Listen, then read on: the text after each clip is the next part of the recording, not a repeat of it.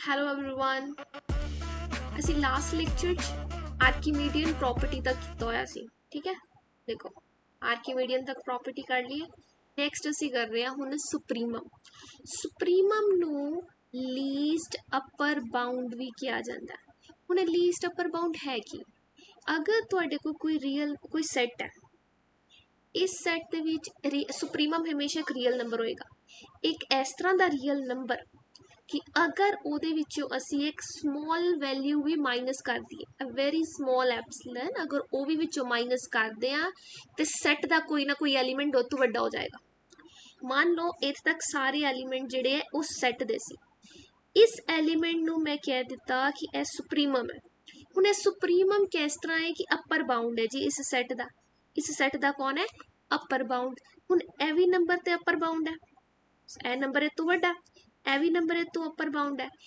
ਅਪਰ bound ਦਾ ਸਭ ਤੋਂ ਛੋਟਾ ਅਪਰ ਬਾਉਂਡ ਲੀਸਟ ਅਪਰ ਬਾਉਂਡ ਹੁਣ ਇਹ m ਹੈ ਇਹ ਵੀ ਅਪਰ ਬਾਉਂਡ ਕਾਊਂਟ ਹੋ ਜਾਏਗਾ ਇਹ ਵੀ ਅਪਰ ਬਾਉਂਡ ਕਾਊਂਟ ਹੋ ਜਾਏਗਾ ਇਹਨਾਂ ਸਾਰੇ ਅਪਰ ਬਾਉਂਡਸ ਤੋਂ ਸਭ ਤੋਂ ਛੋਟਾ ਜੋ ਹੋਏਗਾ ਉਹਨੂੰ ਅਸੀਂ ਸੁਪਰੀਮਮ ਬੋਲਣਾ ਹੈ ਕਿਸੇ ਸੈਟ ਦਾ ਲਿਖਾਂਗੇ m belongs to real number is supremum of a set S if there exists an epsilon greater than 0 कि अगर एप्सिलन बहुत स्मॉल क्वांटिटी ग्रेटर दैन 0 है अगर इसनों असी m दे विचों सबट्रैक्ट करिए ये छोटा हो जाएगा किसी एलिमेंट नो x नॉट कौन है किस कोई एलिमेंट है x नॉट मतलब m चो जिस तरह ही कुछ माइनस किया s सैट का कोई ना कोई एलिमेंट उस तो वड्डा हो जाएगा ਉਹ सुप्रीमम नहीं रहना अपर बाउंड नहीं रहना तो मतलब बाउंड्री ते है अपर बाउंड तो सुप्रीमम बोलते हो इनफीमम दे विच इनफीमम नू बोलांगे lower bound but greatest lower bound हुण जिस तरह एहो सैट मान लो ਇਹ ਵੀ ਇਹਦਾ ਲੋਅਰ ਬਾਉਂਡ ਹੈ ਸਮॉल ਹੈ ਉਹ ਤੋਂ ਛੋਟਾ ਹੈ ਜੋ ਲੋਅਰ ਬਾਉਂਡ ਹੋ ਗਿਆ ਹੁਣ ਲੋਅਰ ਬਾਉਂਡਸ ਤੋਂ ਸਭ ਤੋਂ ਵੱਡਾ ਕੌਣ ਹੈ ਜਿਹੜਾ ਬਹੁਤ ਨੀਅਰ ਹੈ ਤੇ ਇਸ ਤਰ੍ਹਾਂ ਲਿਖਾਂਗੇ small m belongs to real number is infimum of a set if there exists epsilon greater than 0 अगर ਅਸੀਂ small m ਦੇ ਵਿੱਚ epsilon ਐਡ ਕਰ ਦਈਏ ਇਹ ਵੱਡਾ ਹੋ ਜਾਣਾ ਹੈ ਕਿਸੇ x नॉट ਤੋਂ ਤੇ x नॉट ਕੌਣ ਹੈ ਇੱਕ ਸੈਟ ਦਾ ਐਲੀਮੈਂਟ ਹੁਣ ਜ਼ਰੂਰੀ ਨਹੀਂ ਜਿਹੜਾ x नॉट ਮੈਂ ਇਹਦੇ ਚ ਲਿਆ ਉਹ ਹੀ ਇਹਦੇ ਚ ਕੋਈ ਐਲੀਮੈਂਟ ਹੋ ਸਕਦਾ x नॉट ਇੱਧਰ ਹੋ ਸਕਦਾ ਕਿਤੇ xp ਇੱਧਰੋਂ ਕਿਤੇ ਹੋ ਸਕਦਾ ਉਹ ਸਿਰਫ ਸ਼ੋ ਕਰਨ ਲਈ ਹੈ ਕਿ ਅਗਰ ਉਹਦੇ ਚ ਕੁਝ ਮਾਈਨਸ ਕਰਦੇ ਹੋ तो सेट का कोई ना कोई एलिमेंट वो तो बड़ा हो जाएगा अगर स्मॉल ग्रेटेस्ट लोअर बाउंड च कुछ ऐड करते हो तो सेट का कोई ना कोई एलिमेंट वो तो बड़ा हो जाएगा ठीक है चलो और तो छोटा हो जाएगा एक्स नॉट की है m minus m plus epsilon तो छोटा कोई होर एलिमेंट मिल जाएगा अगर कोई होर एलिमेंट मिले तो वो फिर इनफीमम नहीं रहेगा ठीक है हुण यह भी जरूरी नहीं है कि हर सैट का सुप्रीमम ते इनफीमम होए एक एग्जाम्पल ले रही हाँ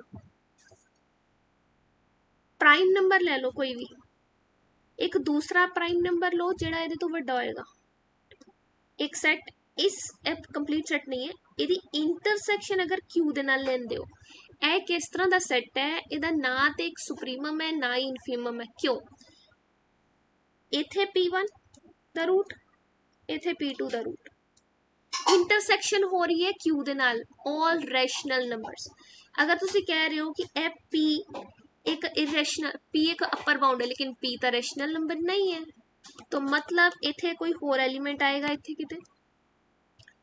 इत्थे कोई होर एलिमेंट आएगा जिहड़ा इनफीमम होएगा अगर ए एलिमेंट इनफीमम होया ते लेकिन ए ते P1 तो छोटा वड्डा है सानू तो छोटा चाहिदा सीगा हुण अगर ये वाला एलीमेंट ले लेने कि इनफीमम है ये इनफाइनाइटली मैनी बहुत सारे नंबर जिहड़े रैशनल नंबर ते कई सैट्स इस तरह के हैगे है जिन्हां दा ना तो सुप्रीमम है ना ही इनफीमम एग्जिस्ट करता तो दूसरे हाथ असीं कह सकते हैं कि कंप्लीटनैस प्रॉपर्टी हुंदी है कि कंप्लीटनैस ऑफ ए सैट या कह सकते हैं एक सैट नूं कंप्लीट कदों बोलते हैं कंप्लीटनेस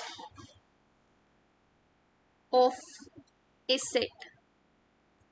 अगर अपर बाउंड है तो ओदा सुप्रीमम है, लोअर बाउंड है सेट दा तो ओदा इनफीमम भी है, ते ओ सेट नू बोलांगे set is complete.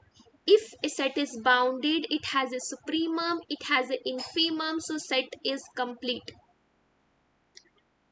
Every bounded above लिख रही हैं, above दे नाल below वाला केस भी विच कवर हो जाएगा। Every bounded above set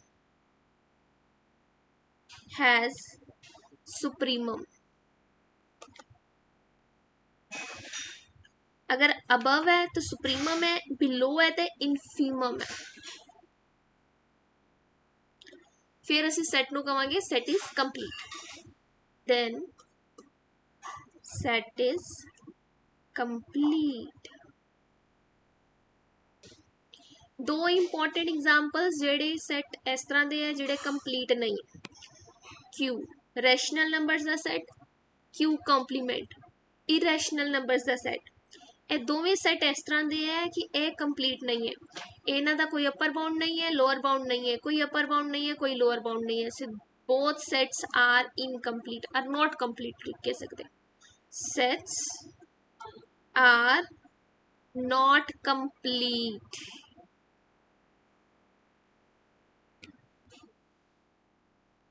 neighbourhood की डेफिनेशन देखने हैं। नेबरहुड की डेफिनेशन देखो, कोई एक एलिमेंट है, इस एलिमेंट तो नेक्स्ट ए प्लस एप्सिलन आया, इस एलिमेंट तो स्मॉल ए माइनस एप्सिलन आया। हूँ एक इस तरह का इंटरवल ए माइनस एप्सिलन तो ए प्लस एप्सिलन तक करे कोल एलिमेंट ले रहा, यह कौन है? Neighbourhood of a element a, neighbourhood of element a या पॉइंट ए कह सकते हो, neighbourhood of point a.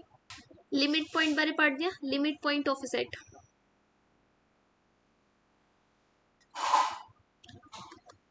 Limit point of a set,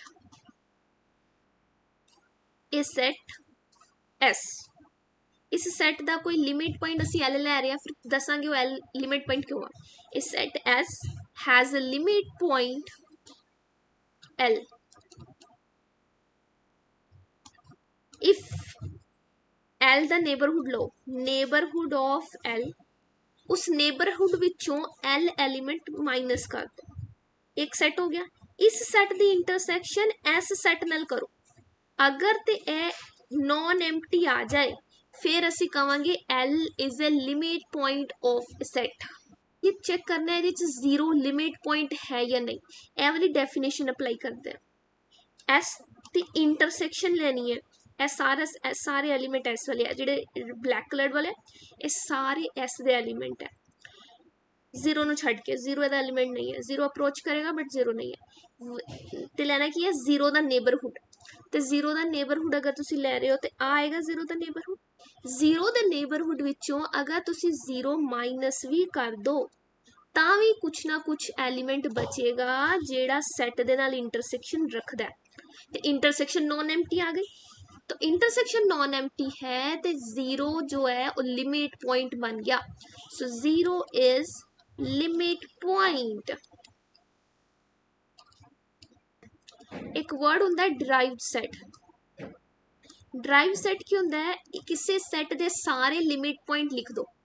all limit point, the set of all limit points of a set is known as a derived set।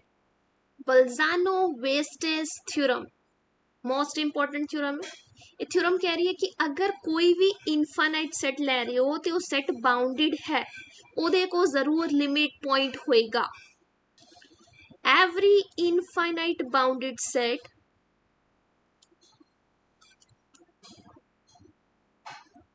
has a limit point।